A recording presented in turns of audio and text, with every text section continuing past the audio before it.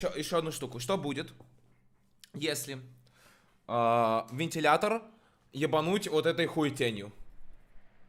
Вот, смотрим. Как думаете, что будет?